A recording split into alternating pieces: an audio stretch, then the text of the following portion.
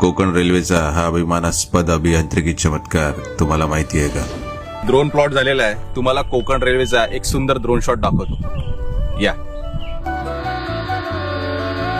ब्रिटिशांनी अतिशय अवघड म्हणून सोडून दिलेलं हे काम भारतीय इंजिनियर्सने केवळ 8 वर्षात पूर्ण करून दाखवलं. डोंगर, नद्या आणि जंगलांमधून वाट काढत 738 किलोमीटर लांबीचा रेल्वे मार्ग बनवणे ब्रिटिशांना अशक्य वाटू लागले. पण स्वातंत्र्यानंतर भारतीय इंजिनियर्सने हे धाडसी काम केवळ 8 वर्षात पूर्ण केलं. या अभियांत्रिकी चमत्काराचे शिल्पकार होते डॉक्टर ए श्रीधरन, यांनी आपल्या टीम सोबत रात्रंदिवस काम करून हे काम पूर्ण केलं. हे काम अर्थात सोपे नव्हते. खडकाळ सह्याद्रीला भेदून टनेल तयार करावा लागला, दऱ्यांमधून पूल बांधावे लागले आणि 1500हून अधिक नद्या ओलांडाव्या लागल्या. पण त्यांनी हार मानली नाही. मुसळधार पाऊस, दरड कोसळणे, पूर, कशानेही काम थांबले नाही.